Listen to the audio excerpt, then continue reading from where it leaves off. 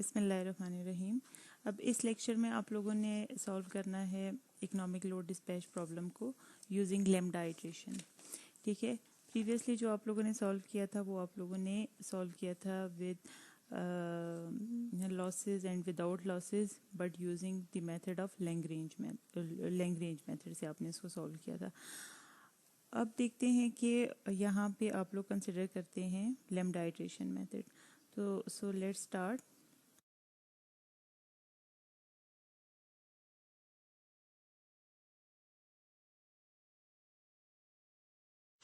जी, अब आप लोगों ने जो लैम्डा आइट्रेशन से जो सिस्टम को सॉल्व करना है, तो सिस्टम आप लोगों ने सेम वही उठाया जो आप लोग प्रीवियस एग्जांपल्स में उठा रहे हो कि आपने कहा एक बस बार के साथ n जनरेटर्स लगे हुए हैं, हर जनरेटर की एक इंडिविजुअल पावर, जो जनरेटर है इंडिविजुअल पावर देगा और हर जनरेटर की एक इंडिविजुअल पी मिन और पी मैक्स होगी, यानी उसकी मिनिमम मैक्सिमम पावर होगी। देन हर जनरेटर की अपनी फ्यूल कॉस्ट होगी और ये जनरेटर्स एन जनरेटर्स जो है वो आपके एक बस बार के साथ कनेक्टेड हैं और लोड जो है वो डाउनवर्ड एरो के साथ जो डायग्राम में आपको शो हो रहा है वो पी लोड है। तो ये जनरेशन या जनरेटर्स की जितनी पावर है वो सम अप होके जनरेशन बनेगी और वो generation must be equal to load demand. सही। अब यहाँ पे आप लोगों ने जिस तरह से प्रीवियस एग्जांपल्स को आप सॉल्व करते रहे हो, यानी लैग्रेंज मेथड में आपने पहले विद लॉसेस विदाउट लॉसेस किया था, देन विद लॉसेस आप लोगों ने सिस्टम को सॉल्व किया था। तो सेम उसी तरह से यहाँ पे आप लोग सिस्टम को कंसिडर करोगे फॉर 3 यूनिट्स। ठीक है, आप सिर्फ 3 यूनिट्स के लिए सॉल्व करोगे और उसी को n यूनिट के लिए आप सॉल्व कर सकते हो। देन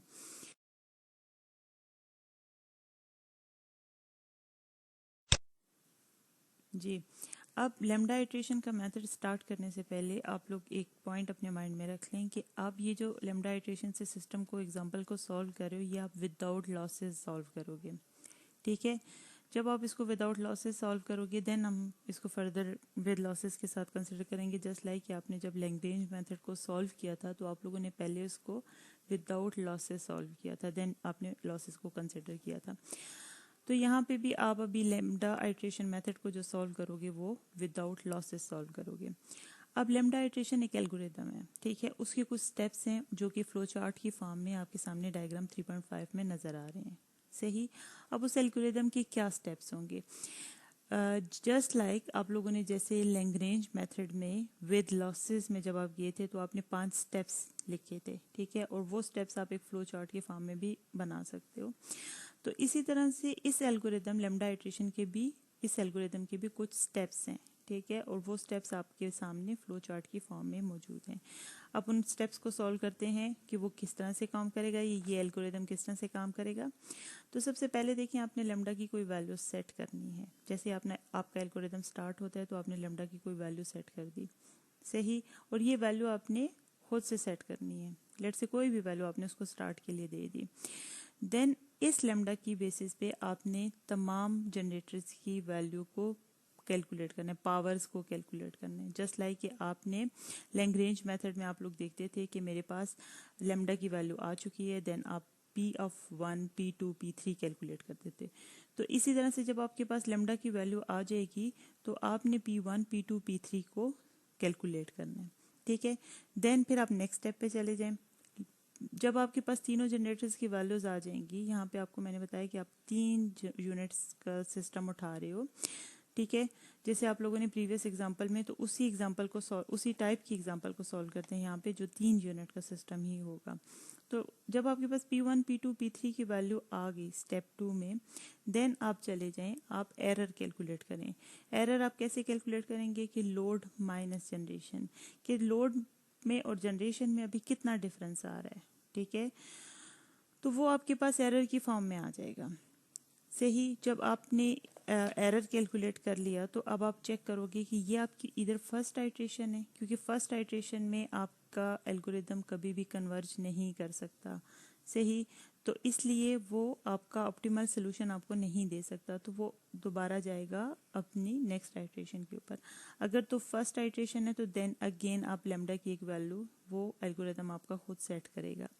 देन उस वैल्यू की बेसिस पे अगेन ये स्टेप्स रिपीट करेगा। जैसे स्टेप 2 में आपने अगेन कैलकुलेट कर ली, इस लेमडा की बेसिस पे आपने P1 P2 P3 की वैल्यूज कैलकुलेट कर ली।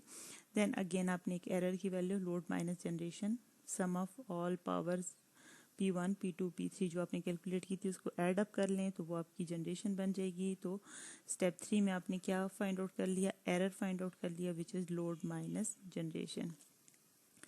देन आपकी अगेन नेक्स्ट चेक पे चले जाएं कि ये आपकी फर्स्ट आइट्रेशन है। अब आप चूंकि सेकंड आइट्रेशन में है तो आप नो वाले एरो के साथ नीचे आ गए। तो अब आपका वो चेक करेगा कि ये जो एरर आपका आया है लोड माइनस जनरेशन वाला एरो, इधर ये less than equal to tolerance है। टॉलरेंस क्या है? टॉलरेंस आपकी एक ऐसी लिमिट है जो कि आपने सेट की होती है कि भाई अगर वैल्यू इतनी आ जाए, ठीक है, तो या एरर इतना आ जाए तो ठीक है, इट्स ओके, मैं इसको एक्सेप्टेबल, मेरे पास ये एक्सेप्टेबल आंसर होगा। किस तरह से? फॉर एग्जांपल आप कहते हैं कि मेरा लोड जो है वो 850 मेगावाट है और मेरे पास जो जनरेशन आ रही है दैट इज 849.999, इतनी जनरेशन आ रही है। तो दोनों के दरमियान अगर आप डिफरेंस लेते हैं, माइनस करते हैं लोड में से जनरेशन को, तो आपका एरर आपको कितना मिलेगा? 0.001। तो आप कहते हैं इट्स ओके, ये टॉलरेंस लेवल, ये टॉलरेंस वैल्यू ठीक है।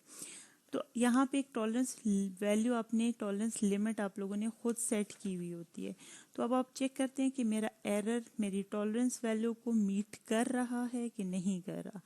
अगर तो मीट कर गया तो आप येस वाले एरो के साथ राइट साइड पे आ जाएं। तो आपका जो स्केड्यूल उसने दिया है यानी P1 की, P2 P3 की जो वैल्यू आई है और लेमडा की जिस वैल्यू पे आपने पीस कैलकुलेट किए हैं, तो वो आप अपने पास रख लें, ये यूज़ कर लें, ठीक है, प्रिंट कर लें उसको। देन अगर इन केस कि आपके पास आपका एरर टॉलरेंस वैल्यू से कम है, ठीक है, नो मतलब ये कंडीशन आपकी नो पे चली जाती है कि भाई नहीं, अभी 0.001 जो आपने टॉलरेंस वैल्यू सेट की थी, एरर बहुत बड़ा है, लेट से एरर आपका 2 मेगावाट्स आ रहा है। तो अब आप फिर वापस लेमडा की वैल्यू को सेट करोगे, ठीक है, फिर अगेन लेमडा को प्रोजेक्टेड किया जाता है, मतलब लेमडा को दोबारा कैलकुलेट, लेमडा को दोबारा सेट किया जाता है, सॉरी। तो सेट करने के बाद अगेन ये एल्गोरिथम देखिए स्टेप 1 पे चला जाए, स्टेप 2 पे चला जाएगा, ठीक है। तो स्टेप 2 से ऑनवर्ड्स फिर ये आपने सारे स्टेप रिपीट करने हैं और ये स्टेप उस वक्त तक रिपीट होंगे कि देखिए हर एल्गोरिदम की एक एंडिंग पॉइंट होता है, तो उस टाइम तक ये एल्गोरिदम चलता रहेगा जब तक आपका एरर आपके टॉलरेंस के से कम या उसके इक्वल नहीं हो जाता, ठीक है। मैं फिर बताऊंगी कि देखिए आपने लेट से टॉलरेंस की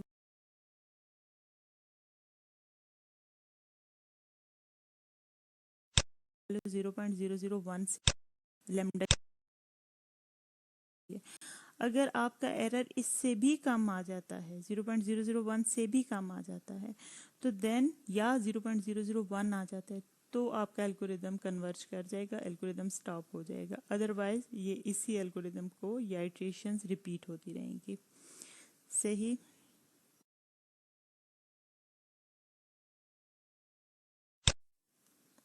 अभी जो आप लोगों ने लेमडा इटरेशन मेथड को देखा है तो इसकी एक ग्राफिकल अप्रोच भी है। ग्राफिकली अगर आप इसको देखना चाहते हैं कि ये किस तरह से इस प्रॉब्लम को यूजिंग लेमडा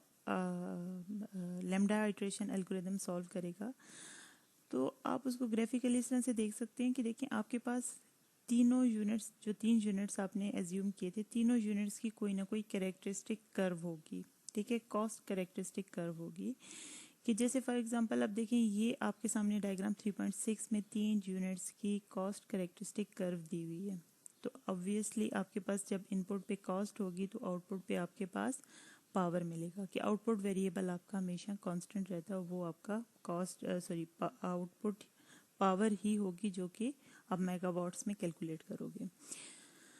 देन वो आपसे कहता है कि अब इस उसको आप किस तरह से ग्राफिकली बेसिकली आप सॉल्व किस तरह से कर रहे होते हो लैम्डा इटरेशन के एल्गोरिदम को, कि वो कहता है कि सबसे पहले देखा जाता है कि तीनों की एक मिनिमम कॉस्ट भी उसको मिल जाए, ठीक है, और आपका इस एल्गोरिदम को तीनों यूनिट्स की मिनिमम कॉस्ट भी मिल जाए, और उनकी पावर्स को जब सम अप किया जाए तो वो लोड के इक्वल भी होनी चाहिए, ठीक है। तो इस तरह से वो जैसे ये फॉर एग्जांपल आप देख सकते हैं कि तीनों कॉस्ट कैरेक्टरिस्टिक कर्व यूनिट 1 की, यूनिट 2, यूनिट 3 की एक पॉइंट पे जो उसने अपनी तरफ से कोशिश की कि एक मिनिमम पॉइंट हो, ठीक है, मिनिमम कॉस्ट हो वहाँ पे, तो और पावर भी उसको मीट कर जाए। तो वो वैल्यूज जब उसके पास आ गई, ठीक है, उनको उसने सम अप किया तो ये इसकी रिसीव पावर आ गई या इसकी जनरेशन आ गई, टोटल जनरेशन आ गई। फिर ये इसको चेक करेगा कि ये लोड को मीट कर रहा है कि नहीं कर रहा, और आपका टॉलरेंस लेवल को मीट करता है कि नहीं करता, ठीक है। तो टॉलरेंस लेवल को अगर नहीं मीट कर रहा तो यहाँ पे आपका इंक्रीमेंटल कॉस्ट रेट लेमडा, ठीक है, उसको सेट किया जाता है, उसको अगेन कोई वैल्यू दी जाती है, अगेन कोई वैल्यू असाइन की जाती है, और उस वैल्यू की बेसिस पे अगेन ये पावर की इन करेक्टरिस्टिक कर्व में से पावर की कोई न्यू वैल्यू उठा लेता है, जहाँ पे अगेन वो कोशिश करता है कि कॉस्ट कम से कम हो, और फिर जब वो न्यू वैल्यूज आ जाती हैं अगेन उन वैल्यूज को सम अप करता है, और फिर जनरेशन बन जाती है, अगेन वो लोड के साथ उसको मीट करवाता है, और फिर वो एरर को, ये जो लोड माइनस जनरेशन का एरर है, इसका टॉलरेंस के साथ चेक लगाता है कि भाई ये टॉलरेंस को मीट कर रही है या उससे कम है या नहीं, ठीक है। और इसी तरह से ये स्टेप्स रिपीट होते जाएंगे। यहाँ पे अब आप एक एग्जांपल उठाते हैं, जस्ट लाइक वही जो आपके पास 3 यूनिट वाला एग्जांपल था। अब 3 यूनिट के साथ ही बार बार आपको क्यों सॉल्व करवाया जा रहा है कि आप अगर एक तो आपके लिए एल्गोरिदम्स और ऑप्टिमाइजेशन ये न्यू चीज़ें हैं, और अगर सिस्टम बड़ा कर दिया जाएगा तो वो आपके लिए लिटिल बिट कम्प्लेक्स हो जाएगा। तो इसीलिए वो अगेन 3 यूनिट्स के साथ ही सारे एल्गोरिदम्स को सॉल्व करने की कोशिश कर रहा है। लेट से आपके पास यहाँ पे एक एग्जांपल है, वो कहता है कि आपने क्या करना है, for the 3 unit system find the optimal schedule using lambda iteration method, ठीक है। तो आपके पास वो गिवन डेटा आपके पास सामने स्लाइड में आपको नजर आ रहा है। यूनिट 1 है जिसकी फ्यूल कॉस्ट है 0.8 rupees per mega BTU, then unit 2 की फ्यूल कॉस्ट है 1.02 rupees per mega BTU, then unit 3 0.9 rupees per mega BTU। Again heat rate characteristic curve जो आपके पास आ रही है 1 की 225 plus 8.4 P1 plus 0.0025 P1 square, ठीक है। और आपके पास P1 की यूनिट 1 के लिए जो आपकी मिनिमम मैक्सिमम पावर आ रही है, minimum power is 45 megawatt and maximum power is 350 megawatt. इसी तरह से आपके पास heat rate 2 729 plus 6.3 P2 plus 0.008 P2 square. Again unit 2 का मिनिमम पावर है 45 और मैक्सिमम पावर है 350 मेगावाट। यूनिट 3 का जो आपके पास हीट रेट है that is 400 plus 7.5 P3 plus 0.0025 P3 square 47, और अगेन इसकी जो मिनिमम लिमिट है that is 47.5 megawatt and maximum limit is 450 megawatt. अब आपके पास यहाँ पे आप लोग देख सकते हैं कि तीनों का जो डेटा गिवन है, ये जो कैरेक्टरिस्टिक कर्व गिवन है हीट रेट की that is in quadratic form, वो आपकी क्वाड्रेटिक कर्व गिवन है, सही। अब इसके सोल्यूशन की तरफ जाते हैं। तो पहला स्टेप आपका एग्जैक्टली वही है कि आप लोगों ने क्या किया कि फ्यूल कॉस्ट को, आपकी हर यूनिट की इंडिविजुअल फ्यूल कॉस्ट भी आपको गिवन थी प्रीवियस स्लाइड में जो आप लोगों ने देखा, फ्यूल कॉस्ट को हीट रेट के साथ मल्टीप्लाई करें तो आपके पास कॉस्ट की इक्वेशन आ जाएगी, ठीक है। तो आपके पास फॉर एग्जांपल यूनिट 1 के लिए आपने हीट रेट को फ्यूल के साथ, फ्यूल कॉस्ट के साथ मल्टीप्लाई किया तो आपके पास यूनिट 1 की फ्यूल कॉस्ट की इक्वेशन आ जाएगी, और जो कि आपके पास आ रही है 180 plus 6.72 P1 plus 0.002 P1 square. अब ये रुपीज़ पर आवर में आ जाएगी। देन फ्यूल 2 के लिए आपने again heat rate of characteristic curve जो आपको सेकंड गिवन थी उसको मल्टीप्लाई किया सेकंड यूनिट की कॉस्ट के साथ, तो आपको यूनिट 2 के लिए कॉस्ट की इक्वेशन आ गई है रुपीस पर आवर में।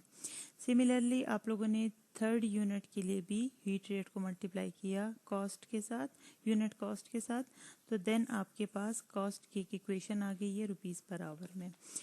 तो यहाँ पे आपको 3 इक्वेशंस मिल गई हैं। ये स्टेप वही है जो आप लोग ऑलरेडी सॉल्व कर चुके हो, आई थिंक सो लेक्चर 6 में, ठीक है। यहाँ तक आप लोगों ने इसको सॉल्व किया था कि हीट रेट को मल्टीप्लाई करना है पर यूनिट कॉस्ट के साथ, तो आपको फ्यूल कॉस्ट की एक इक्वेशन मिल जाएगी रुपीस पर आवर में।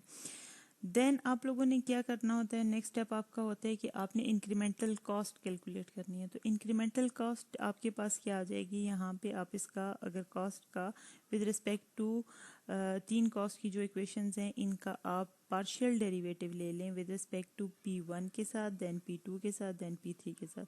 यानी फर्स्ट जो आपकी इक्वेशन है, ये स्टेप भी आप लोगों के लिए न्यू नहीं है, ये भी आप सॉल्व कर चुके हो कि आपने क्या करना होता है। इंक्रीमेंटल कॉस्ट कैसे आती है कि आपने कॉस्ट की इक्वेशन का पार्शियल डेरिवेटिव लेना है विद रिस्पेक्ट टू जो भी उसकी जनरेशन आ रही है हर इंडिविजुअल जनरेटर की।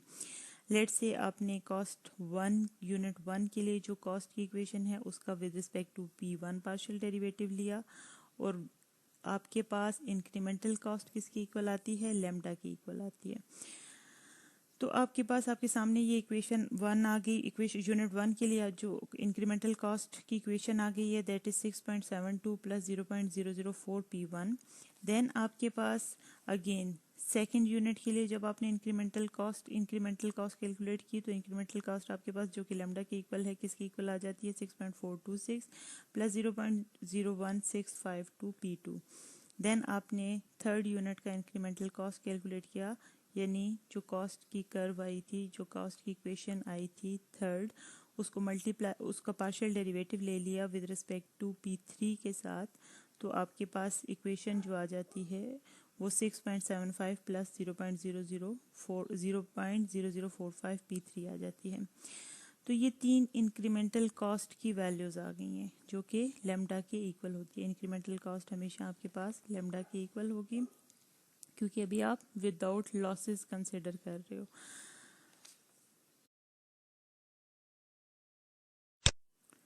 अब जो आपकी फर्स्ट आइट्रेशन थी, फर्स्ट आइट्रेशन में आपने क्या किया कि लैम्डा की वैल्यू सेट की। लेट से आपने लैम्डा की एक खुद वैल्यू पिक कर ली है 8 रुपीज़ पर मेगावाट आवर, सही। तो इस लैम्डा की वैल्यू ये आपकी, मैं अगेन बता देती हूँ आपको इसमें कन्फ्यूजन ना हो, ये जो लैम्डा की वैल्यू 8 रुपीज़ पर मेगावाट आवर आपने लिए, ये आपने एज्यूम की है, ठीक है, खुद से सेट की है।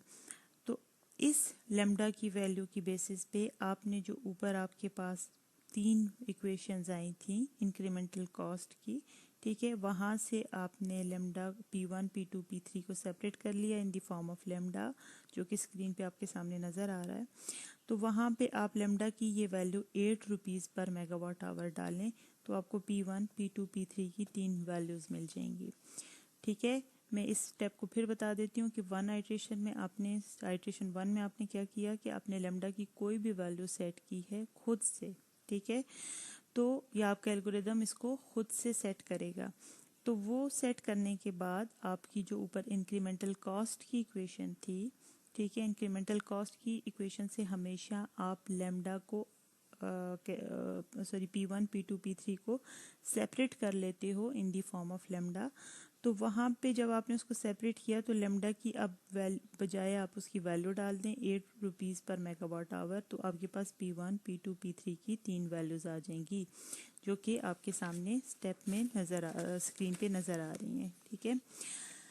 देन अगेन ये जो P1 P2 P3 की वैल्यू है तीनों को सम अप करें तो आपके पास टोटल जनरेशन आ जाएगी, या इसको टोटल रिसीव्ड पावर भी कहा जाता है, ठीक है।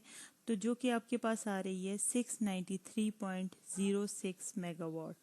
अब जो टोटल लोड है इस एग्जांपल में जो आपने एज्यूम किया है वो फॉर एग्जांपल आपके पास 450 मेगावाट है, ठीक है। इस एग्जांपल में लोड आपने कंसिडर किया 450 मेगावाट। तो अब आप अपना एरर कैलकुलेट कर लें, लोड माइनस आपकी रिसीव्ड पावर, जो आपकी जो जनरेशन है उसमें से उसको सब्ट्रैक्ट कर लें लोड में से, तो आपके पास टोटल आ जाता है 243 0.06 मेगावाट। तो इसका मतलब आपके पास एक्सेस पावर आ रही है, यानी आपका जो टॉलरेंस लेवल आपका जो एरर है आपका वो मीट नहीं कर रहा। ठीक है, अगेन आप सिंपल इज दैट आप कह सकते हैं आपका लोड जनरेशन के इक्वल नहीं है। अब यहाँ पे आपने देखिए प्रीवियसली आपने लेमडा की एल्गोरिथम ने लेमडा की एक वैल्यू रैंडमली सिलेक्ट की थी, दैट इज 8 रुपीज़ पर मेगावाट आवर। यहाँ पे सेकंड आइट्रेशन में आपने अगेन स्टेप 2 पे चले जाते हैं जहाँ पे आपने सेट करना है लेमडा की वैल्यू को अगेन। तो आपके पास अब आपने लेमडा की वैल्यू 7.5 की है, आपने लेमडा की वैल्यू थोड़ी सी कम की है। सही, जब आप लेमडा की वैल्यू को कम करते हैं तो इस बेसिस पे अगेन वही P1, P2, P3 को कैलकुलेट करें, जो कि इस आपके सामने नज़र भी आ रहा है स्लाइड में कि आपका वो P1, P2, P3 7.5 की बेसिस पे जब कैलकुलेट करता है तो अगेन इसके बाद वो एरर कैलकुलेट करेगा। लोड आपका था 450 माइनस 426.62। तो आपके पास इसमें से जब आपने लोड माइनस जनरेशन किया तो अगेन आपके पास 23.32 मेगावाट पावर आ रही है। यानी अब आपका जब आपने लेमडा को 8 से 7.5 पे किया तो आपकी जनरेशन भी कम हो गई है। ठीक है, जनरेशन अब लोड से स्टिल कम है, डेफिशिएंसी आ रही है आपके पास लोड में, और वो कितनी आ रही है 23.32 मेगावाट। यानी आपका लोड और जनरेशन अगेन मीट नहीं हो रहे। तो अब आप देखें कि आपने एक आइडिया के तौर पे कि पहले लेमडा की वैल्यू अगर आपने 8 की थी तो आपकी जनरेशन बहुत बढ़ गई थी। अब आपने लेमडा की वैल्यू 7.5 की है तो अब आपका लोड जनरेशन लोड से काफ़ी कम हो गई है। 23 megawatt is a big generation. ठीक है, तो अब आप क्या करें, आप इसको लॉजिकली इसके साथ ट्रीट करें कि 7.5 और 8 के दरमियान मैंने कोई वैल्यू सेट करनी है। अगर मैं 8 की तरफ जाऊंगा तो जनरेशन लोड से ज़्यादा होना शुरू हो जाएगी। अगर 7.5 से मज़ीद नीचे जाता हूँ तो आपके पास लोड ज़्यादा होता जाएगा और जनरेशन कम होती जाएगी। तो अब आपने एक ऐसी वैल्यू पिक करनी है जो कि 7.5 से ग्रेजुअली आप उसको इंक्रीज करें, 8 की तरफ लेके जाएं। ठीक है, तो अब थर्ड आइट्रेशन में देखें तो आपने क्या किया, अब लेमडा की वैल्यू आपने सेट की अगेन 7.5 के बजाय 7.6 रुपीज़ पर मेगावाट आवर। अब इस 7.6 की बेसिस पे अगेन आपने P1, P2, P3 कैलकुलेट किया और आपने total power P of R calculate की, जो कि आई आपके पास 479.95, जिसको आप इक्वेट करवा सकते हो ऑलमोस्ट 480 मेगावाट के।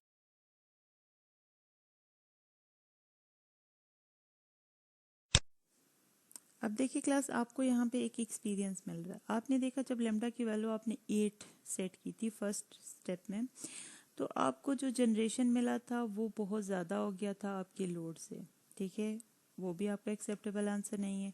फिर आपने जब 7.5 की, आपके पास जो लोड और जनरेशन है, अब आपका फिर लोड कम आ गया, लोड बढ़ गया और जनरेशन कम हो गई लोड से।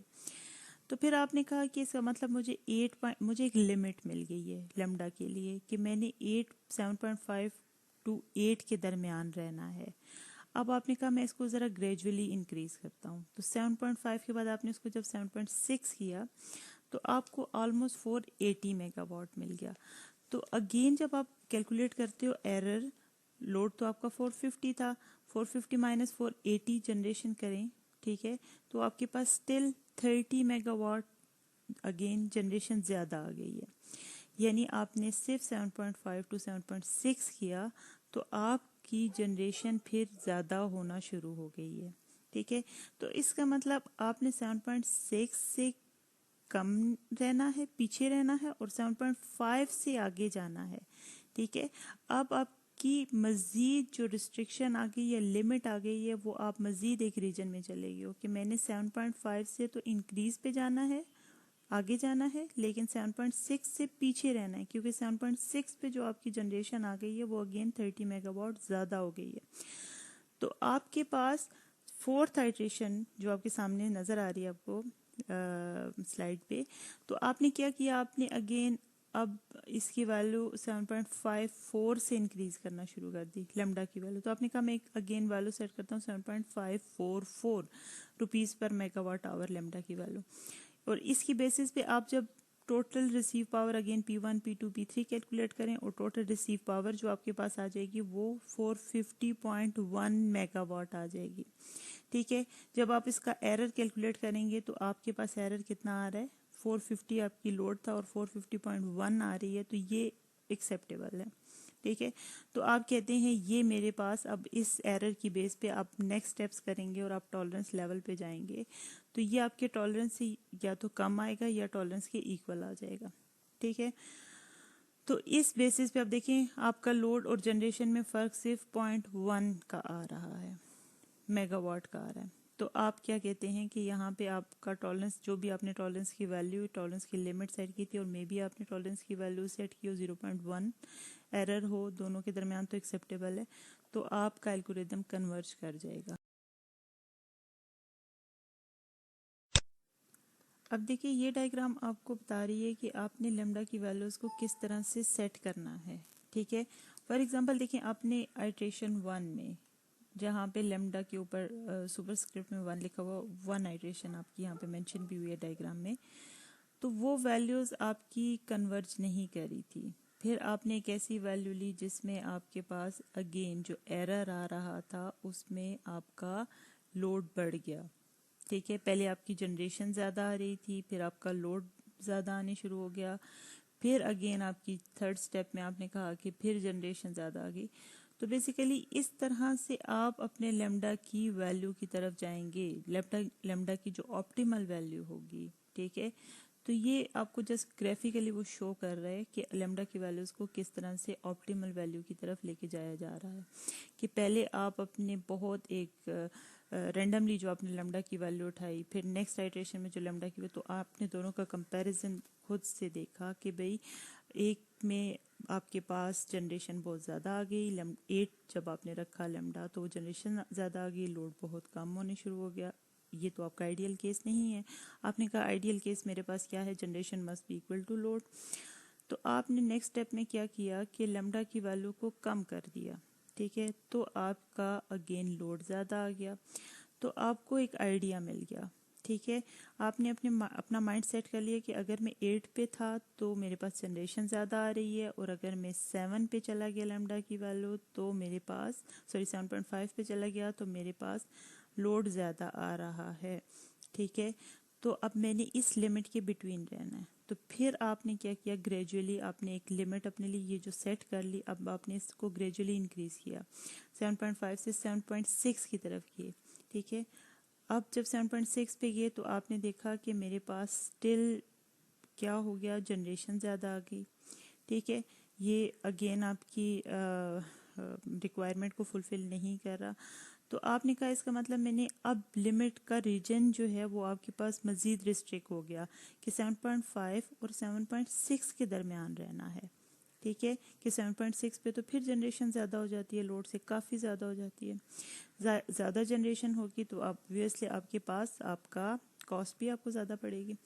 तो अब आप क्या कर रहे हैं कि आपने रीजन को मज़ीद रिस्ट्रिक्ट कर दिया। आपने कहा मैंने रहना तो 7.5 और 7.6 के दरमियान है, लेकिन 7.5 मुझे लोड ज़्यादा कर रहा है और 7.6 मुझसे जनरेशन ज़्यादा कर रहा है।